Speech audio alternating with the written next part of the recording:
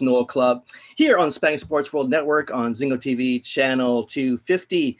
Please remember to download the Zingo TV app from respective iOS and Android app stores, as the app is absolutely free. And while you download, please make sure to rate and leave a comment. Why? Because we want to hear from you. Yes, we do.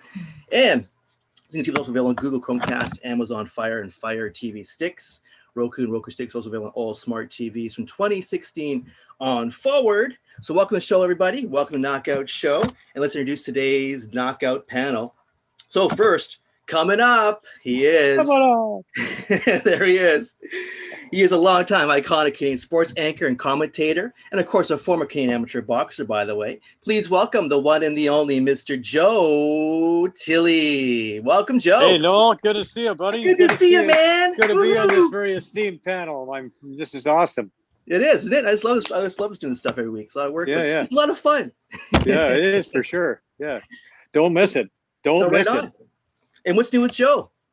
Just doing the show, Joe Tilley Sports. Had Boria Solming on last week. That was a great fun being with Boria for an hour, and a lot of fun, a lot of good stories, and it was really awesome because Boria is my favorite defenseman of all time, probably. Yeah, and so that was a lot of fun. And this week we've got an author on the show. His name is Kevin Shea. He's written a lot of sports book. He wrote a lot of mostly hockey. He wrote a book about Derek Sanderson, Ron Ellis, Bill Barilko. Cool. He works for the Hockey Hall of Fame. He's a really well connected guy, and so we're looking forward to that too. Kevin will be able to give us a lot of history about the Leafs, and it'll be a fun show. And the winning days of the Leafs, by the way, too. Yeah. The days when they used to win some. Yeah, that's right. Very cool, man. Well, moving on next here. She's 11-time Canadian champion. She won the gold medal in the women's flyweight division at the 2011 and 2015 Pan Am Games. And she's also bronze medals at 2014 Commonwealth Games. And not to mention, she's currently training for the 2021 Olympic Games in Tokyo. Please welcome the one and the only Mandy Bujold. Welcome, Mandy. Thanks for having me. You're very welcome. Thanks for being on. Yeah. And how's your training going so far in Montreal?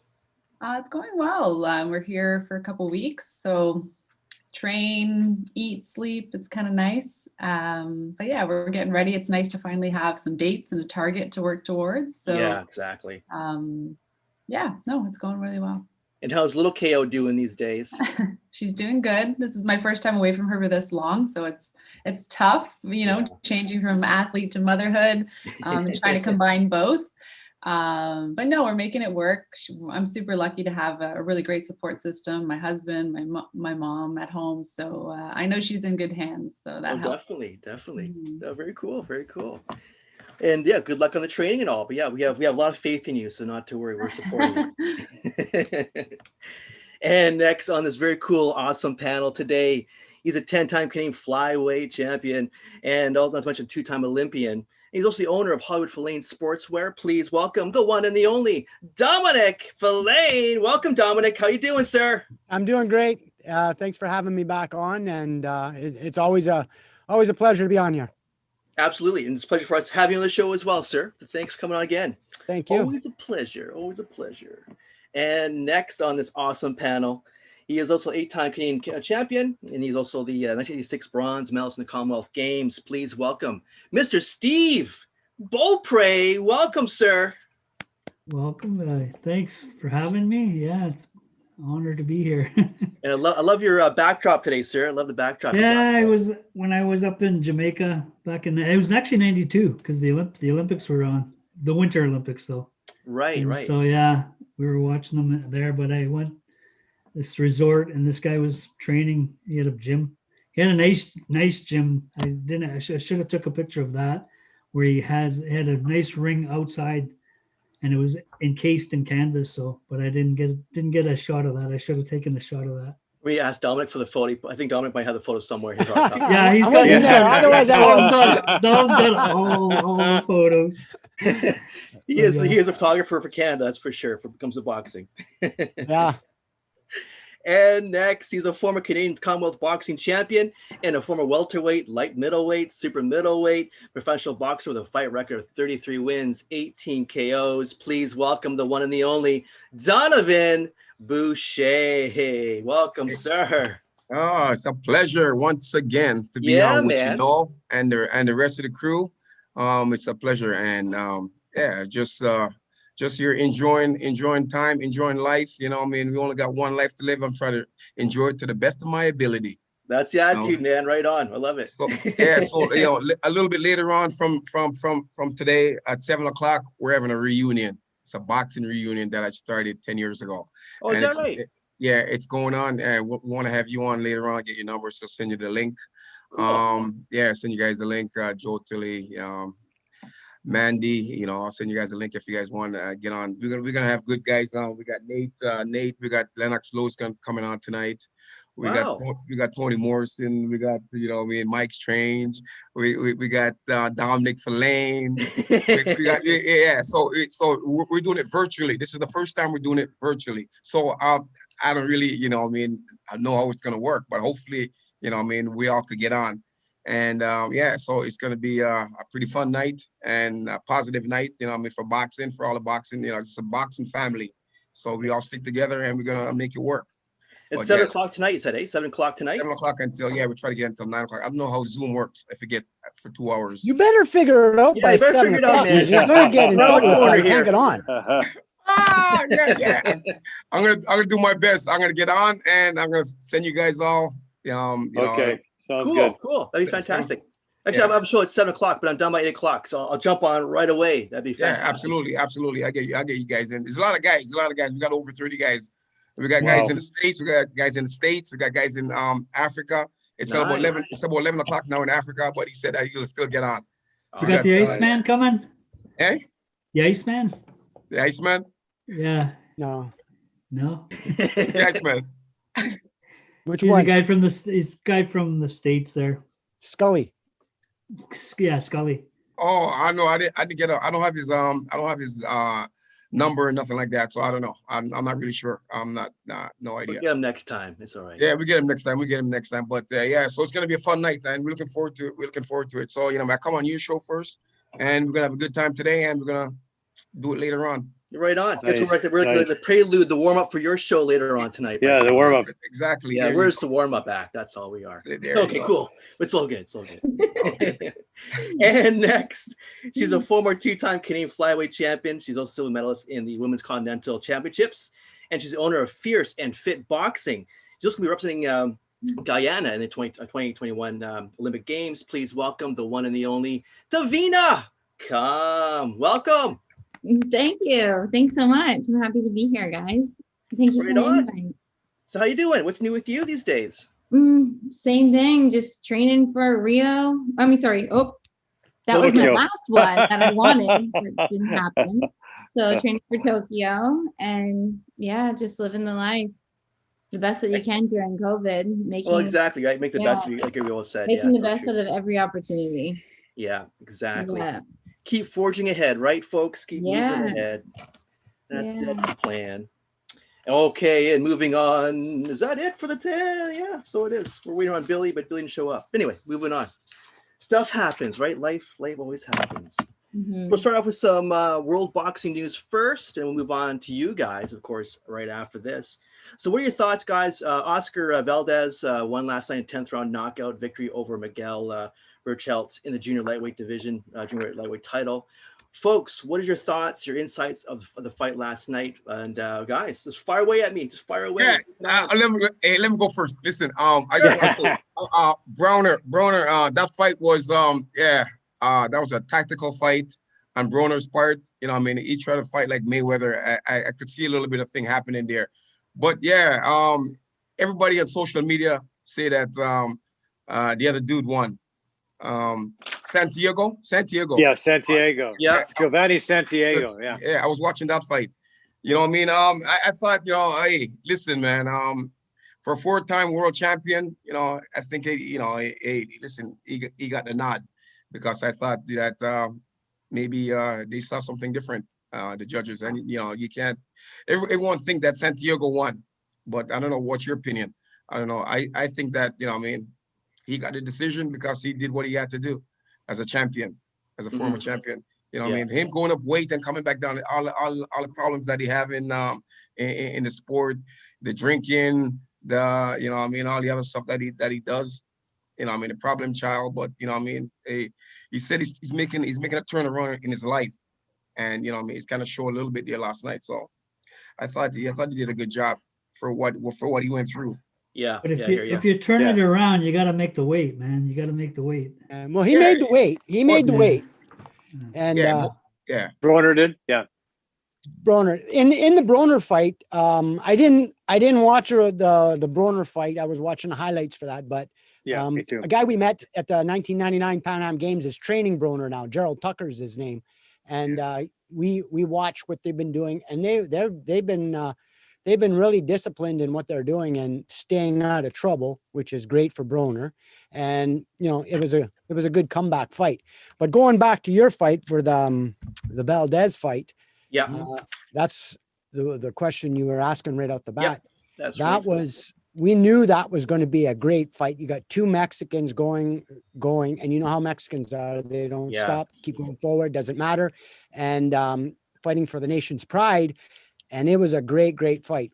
When Valdez caught him earlier, you know, you just knew it was a matter of time, that it was only 1, 2, 3 punches away. Yeah. And we saw what happened was he got caught with a really hard shot. And it was a pretty scary moment for a while. I mean, I was watching it with my boys, and they were sort of speechless for a while because they've never seen anything like that. And that's when I told them, I said, you know, that just shows you boxing is real. You can't play boxing like you do hockey and basketball. It's serious. And then when the guy got up, you know, you could see a little bit of relief in everybody's face. Right. But it was a great fight. And take my hat off to Valdez. Nobody gave him any credit, and nobody gave him any chance of winning this. And, you know, even see that's what I don't get, Dom. Like, you look at these the record of these two guys. Okay, Valdez 27-0 or 28-0 heading into this fight with 22 knockouts. Yeah. And Bujold was 37-1 with 33 knockouts. Granted, Bujold is a bigger man. I mean, Valdez was a former junior featherweight champion. Then he was featherweight champion. Now they're fighting for the junior lightweight or super feather. And Bujold actually had 2 inches in height, 5.5 inches in reach. And you know, he's a big banger, you know, 33 knockouts in 37, 37 wins, especially in that division. Yeah. You know, he's a big banger. And I couldn't believe he was a 3-1 favorite though. Like it was a 3-1 favorite, over a 3-1 favorite.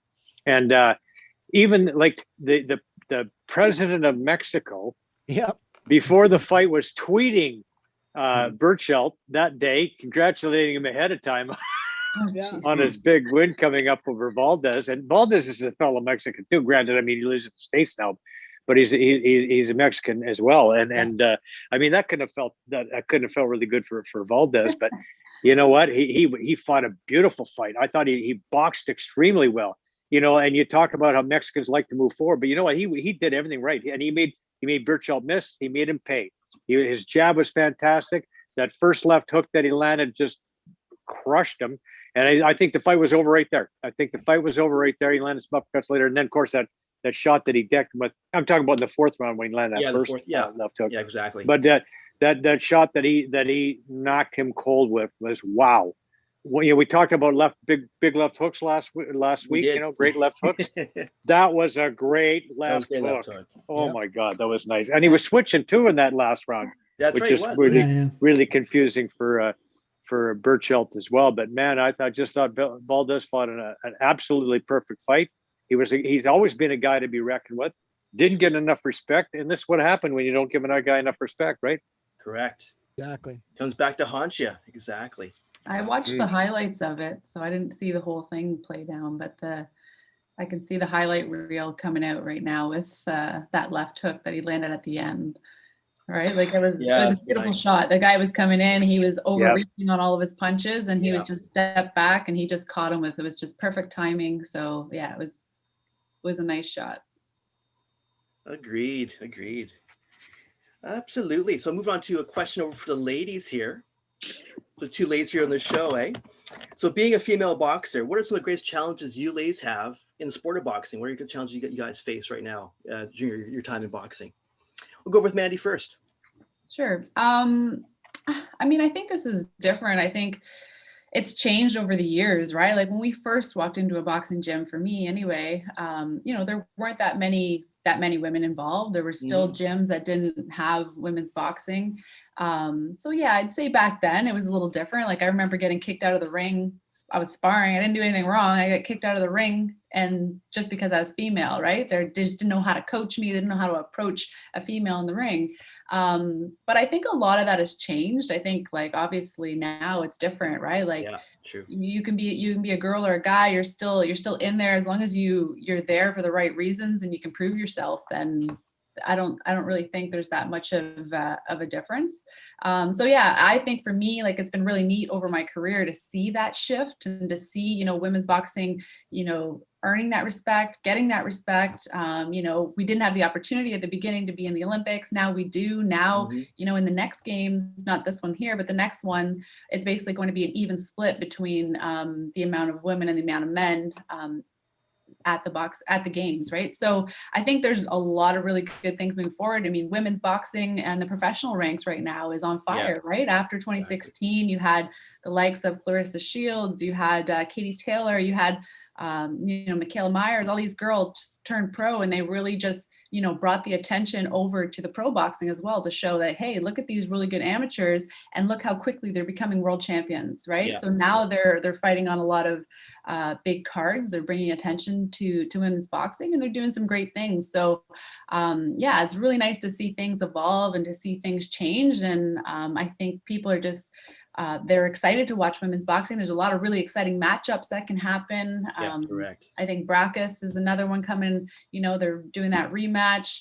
So yeah, there's just some really exciting fights out there, and I think they're getting the attention that they deserve, because the girls they're working just as hard as the guys are. So it's nice to finally see them getting that attention on the big screen and in the major events for sure. Yeah. No, well said. Well, yeah, so true. I totally agree with you 100%. What about you, Tavina? What do you think? I agree. I think that the biggest challenge in women's boxing was the amount of women, and it's now changing.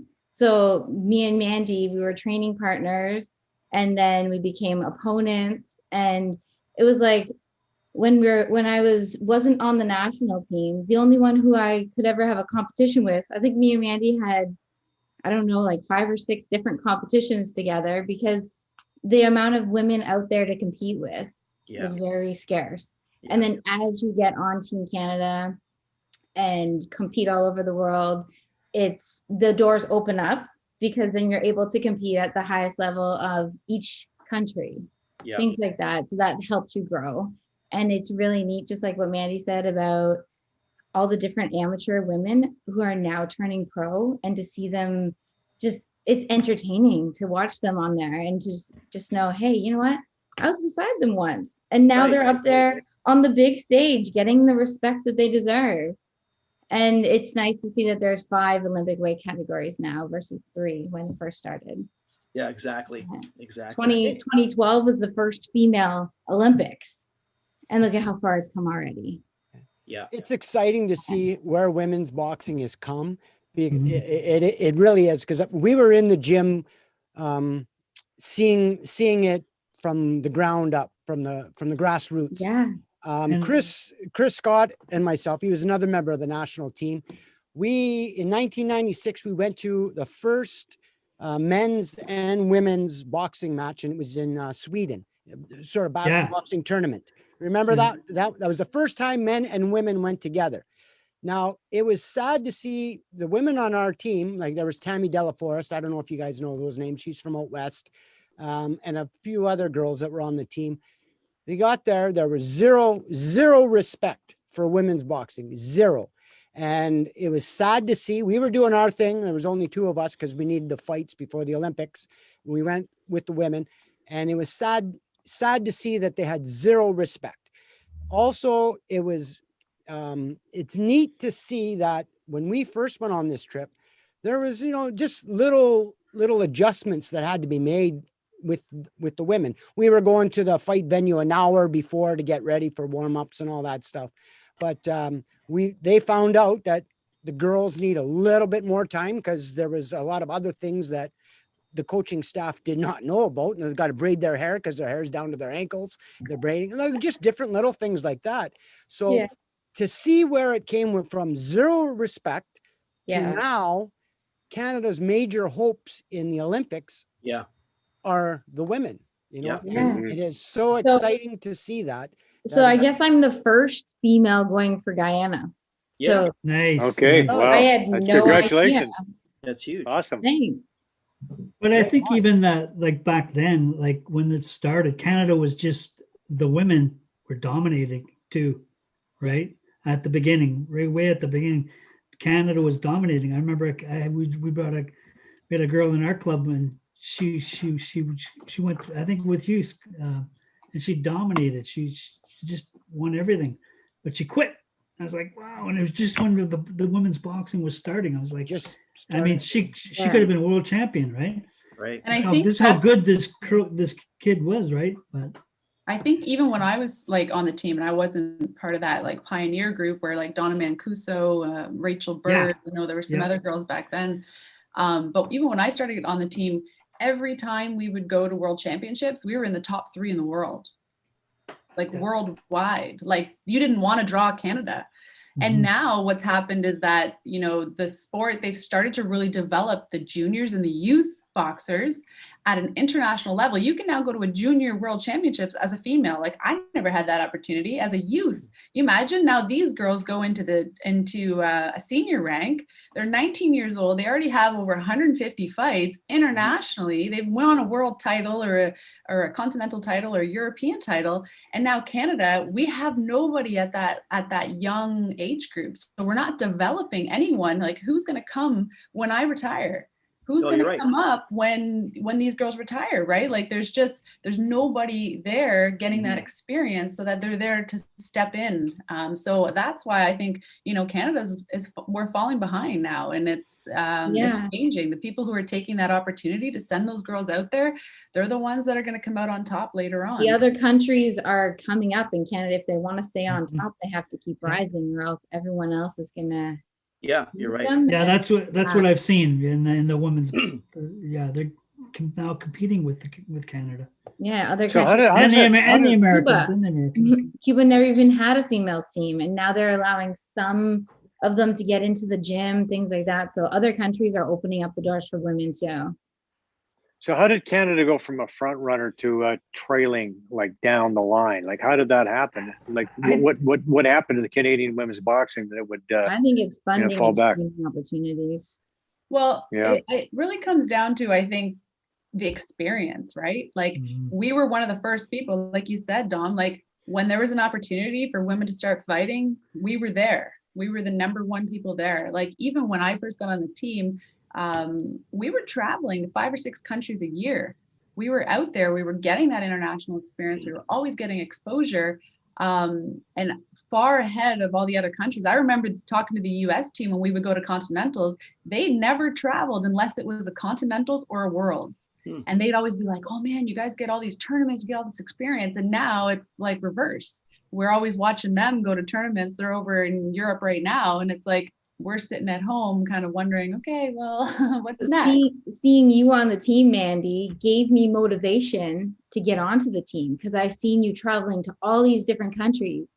By the time I got there, it's like, nope, sorry, this tournament's canceled. Nope, we're not going here. So I never got those opportunities that you did to go to all these different countries.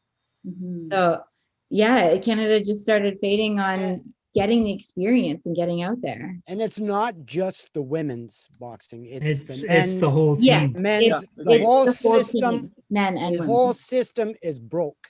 And I honestly don't, you know, everybody asks, well, what would you do? What would you? I don't have all the answers. I don't have any answers, but I have observations. And a lot of people don't like when I spill my observations, but I'll back you.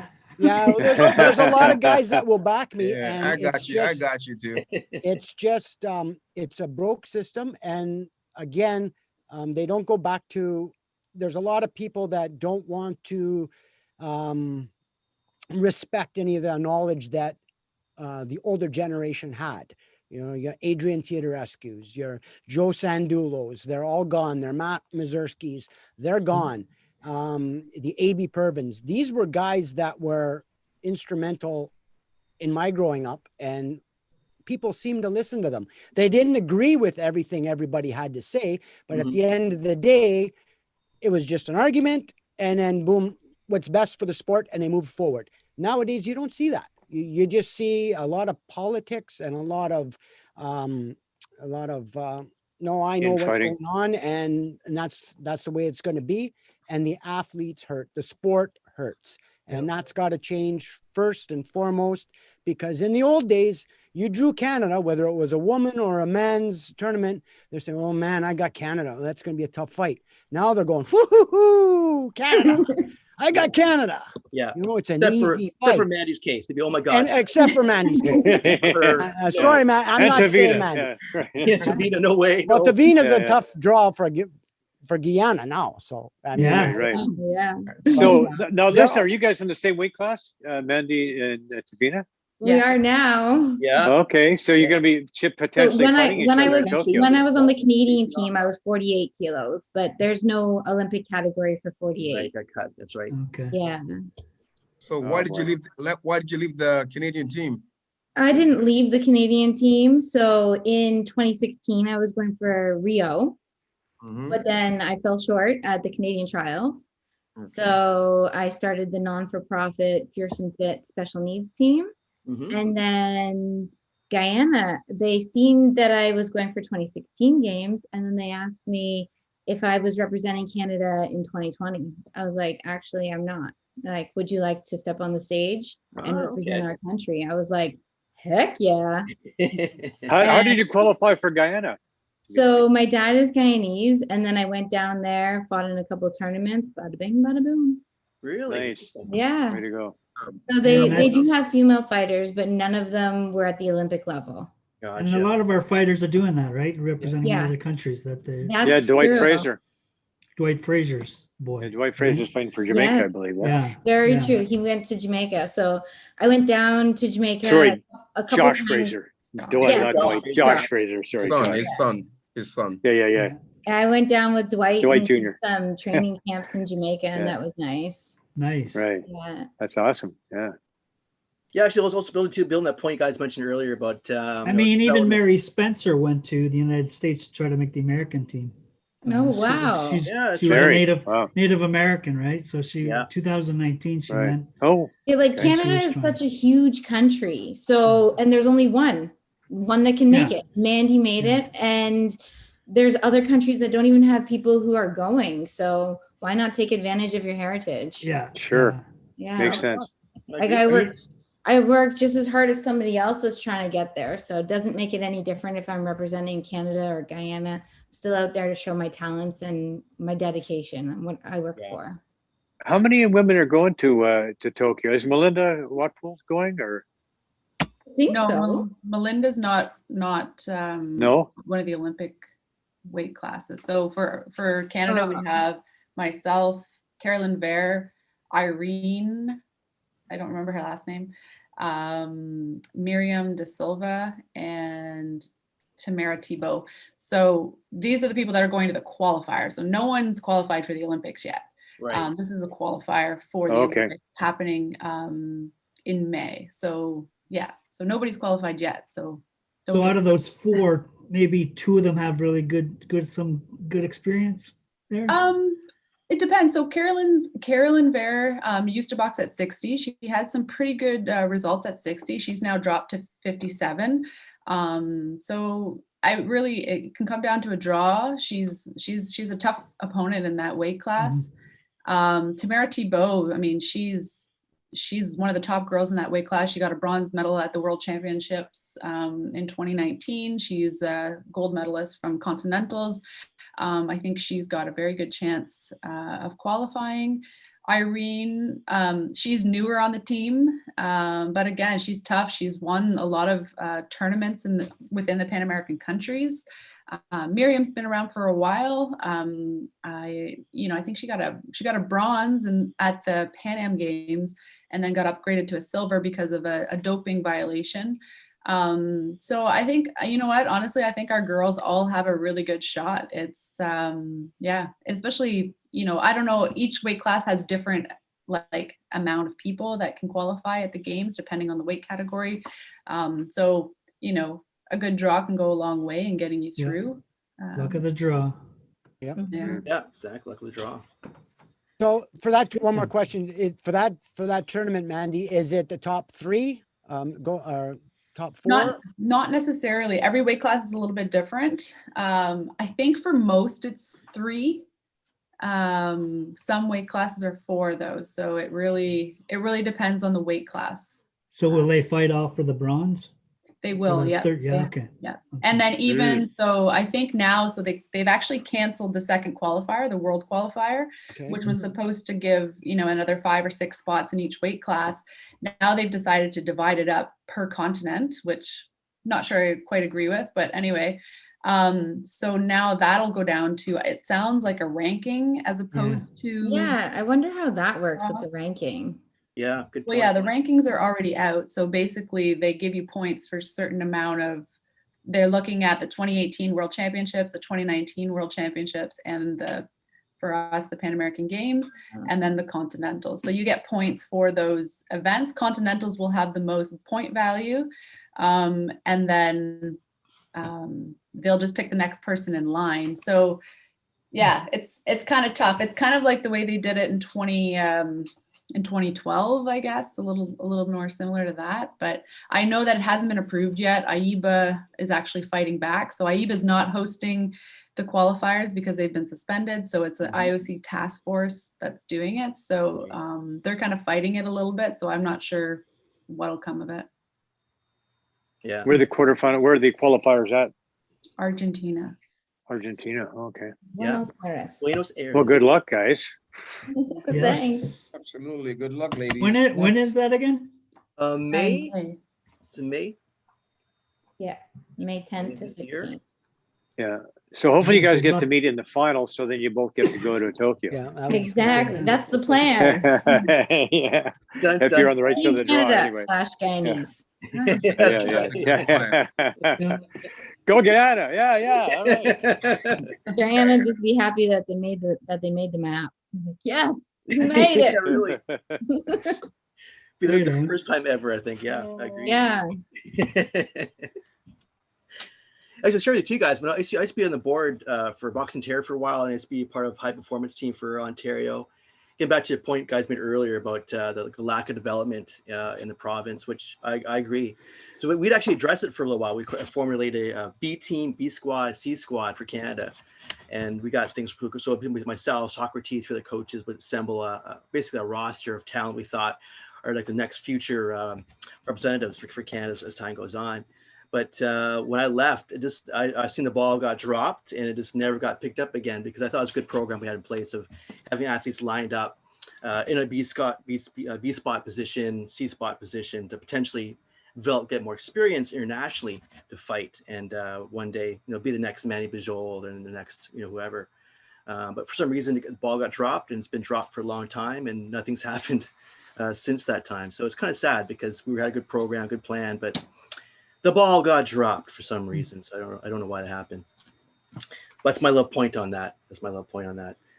All right, next question, guys. Who would be, in your opinion, would be the biggest puncher of all time, amateur, pro, today or yesterday? Anybody, fire away. Yeah, bring it on. Let me start by saying, for a puncher, there's got so many of them. Back in the days, Well, me, I'm not gonna. Yeah, it's Donovan Boucher. Yeah. I wasn't that bad. I guess I wasn't that bad. But, hey, Dominic. I sparred with Don a lot of times back in the day. Remember that at the old Newsboys Club, Don? The old news, yeah, exactly. You can pack a pretty good wallet, my friend. Not so bad. Not so bad. Thanks, Joe. Appreciate that. Yeah, in boxing, boxing's got some good punchers. In the game, especially the heavyweight division. I was looking at Big George Foreman.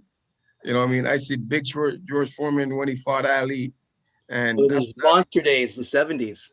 Yeah, I'm going back. I'm going back a little bit. Not saying my age or nothing like that, but yeah.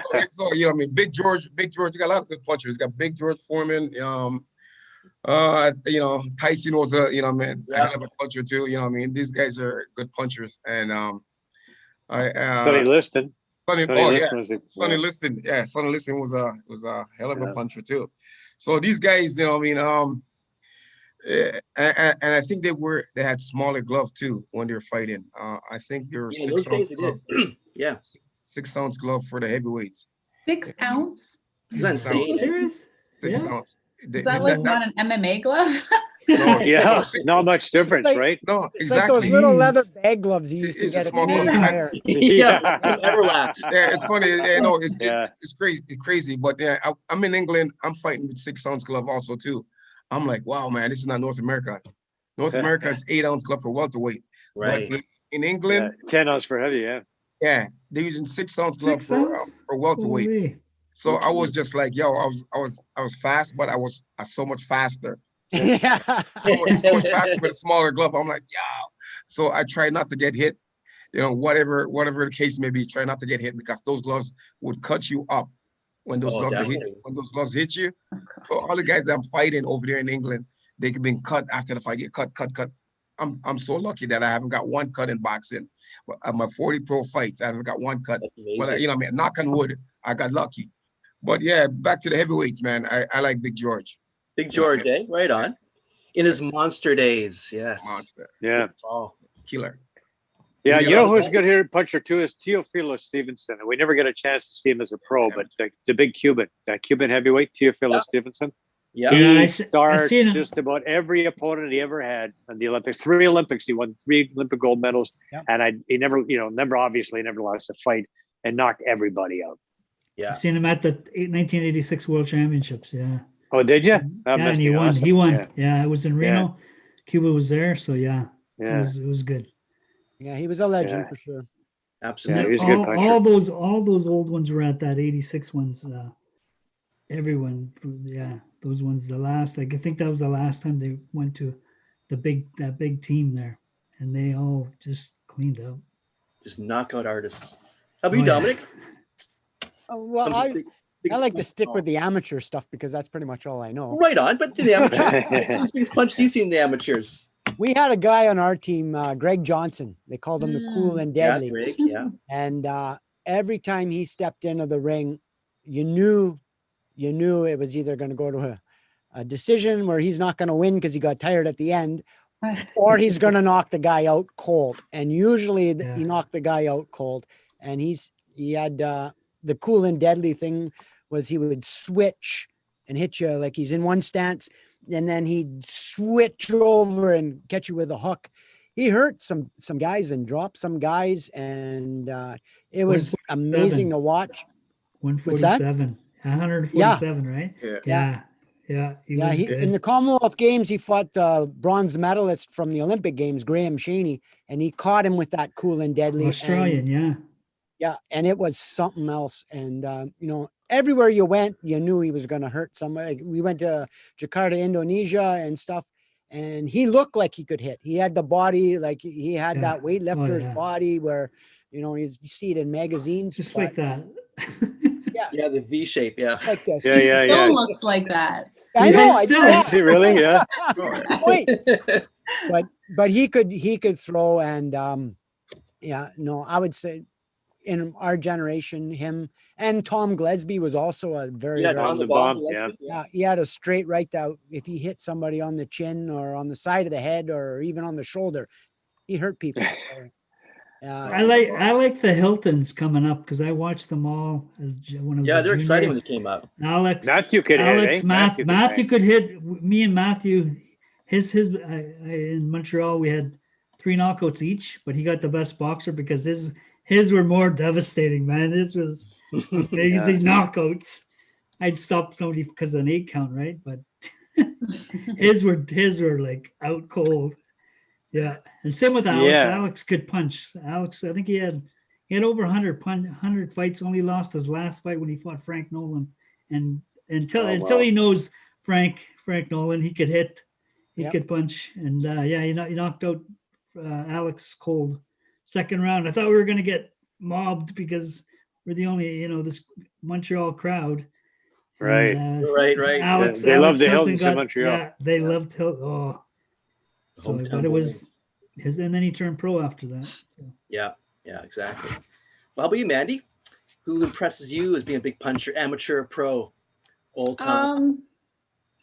I'm trying to think. Like, obviously, there's like Mike Tyson stands out, right? Mm-hmm. But I think in the amateurs, if I was to think, I mean, you guys probably don't know any of the girls that I'd be talking about, but there's a girl, Sofia Oshikawa. She was a Russian girl. She had some big battles with Katie Taylor. They were always in the finals. She was a southpaw, but man, everyone before Katie Taylor, she would just demolish, and it was just amazing to watch. She was just one of the most entertaining boxers I've seen in a long time. She always had trouble with Katie. I think she beat Katie once, but other than that, she was probably one of my favorite boxers to watch. Just accuracy and power, explosive, like she was full package. Right on. That's agreed. How about you, Tavina? Who would be your favorite biggest puncher of all time, amateur or pro? Well, the one girl I find very entertaining is Clarissa Shields. Yeah, she is tough too. Yeah, I have her on Instagram, and she's very entertaining, and she's a great fighter. Yeah, she's been doing it her whole life, and she has a reason to fight. She has things to fight for. Yeah. So I'm looking forward to seeing her next fight with Mary-Eve from Team Canada. Right. Well, she was from Team Canada. Now she's pro. And so she's fighting her on March 5th. Yeah, I'm really excited to see that one. Yeah, that's pretty cool. It's going to be good. And it was nice to see Clarissa when she was amateur, because just like Mandy said, Canada was one of the highest, same thing as US. So we went to the different tournaments together. And so she was on Team US and we were Team Canada, training side by side. And then now look, she's 5-time world champion or 5-time title champion. Yeah. So I like watching her. Yeah, she's both entertaining in the ring and outside of the ring. Oh, definitely, yeah. And being from Detroit, Michigan, I mean, that's a tough place, tough state. So yeah. Tough fighters, that state always. Yeah. She's got the fight. Kronk Gym. There's another good puncher from the Kronk Gym named Thomas Hearns. How about that? Oh, yeah. Thomas Hearns, man, he could hit for a welterweight. Oh, boy, he could pack a wall, too. And then I was thinking, when we're talking there, another couple of Canadians come to mind, and one was Donnie Lalonde. Oh yeah, we forget how hard Donnie could hit, but when he knocked out Leslie Tiger Stewart, man, boy did he ever knock him cold. And like a lot of it, and he knocked Sugar Ray Leonard down, hit him on the top of the head, and knocked him down when they fought in I think it was 89 or something like that. Yeah, but it was Donnie could really hit. And Roddy McDonald, another guy. Roddy McDonald was good. Yeah, I remember at the Nationals in 1978. I was welterweight, Roddy was middleweight, and we had a guy who on our team named Rocky Steers, and Rockabye Steers, and we were following Roddy. We just happened to be behind Roddy and his dad Huey. Walking, I remember Huey, eh? And then we were walking to the down the corridor somewhere, and Rocky gets mouthy. He says, "Yeah, Roddy wasn't there. Huey was," and so Roddy says that. I'm going to knock out Roddy McDonald, fighting but tomorrow in the semifinals. I'm going to knock him out, and all this stuff. And Huey turns around and he said, he says, "What's your name, son?" He says, "Rocky Rockabye Steers." And he said, "Well, Rocky, you're not going to see the second round." And he didn't. And he didn't. But I mean, Rocky just knocked everybody out. I'm sorry, Roddy knocked everybody out. Roddy knocked everybody out. And the only reason he lost the Commonwealth Games, it was kind of that served as the Commonwealth Games trials. We had him in '78 in Edmonton. So the only reason he didn't get the gold medal is because he hit that English middleweight when he was down. Yeah. He knocked him down and then hit him again. I mean, he should have pulled this punch back, but I just kind of followed through and hit him when he's down, and so he got disqualified. Didn't win it. But Roddy was man, what a great fighter he was. Yeah. Big banger. My first tournament was the Roddy McDonald tournament, so they had a tournament named after him. The first fight I went to Toronto. I stayed at their home. That's awesome. So it was pretty neat. Huey, got to meet Huey and Roddy and Dougie McDonald too. Very cool. So, but Roddy was good. He was good. Yeah. I liked it. Those are legends in our sport we don't hear about too much. Jeez, and you think about those. So think about that group of middleweights we had. Okay, so Roddy McDonald, Willie Featherstone, Eddie Mello. Eddie Mello. And Jimmy the guy Gradson. Jimmy Stonewall Gradson. Holy crap. I mean, you got 4 guys there who could probably be in the top 10 in the world, right? Absolutely. At their peak. Oh, yeah. Right? Yep. And it's, and Roddy was one round away from fighting for a world title. And he was winning the fight, and he got stopped in the 10th round. But, Willie fought for the world title. He fought Virgil Hill. Gradson, Mello fought for the world title. Him and Gradson had an absolute war. Yeah. Back at the where was it? The old Kensington, St. Lawrence Market. Yeah. Good old days, man. Good old days.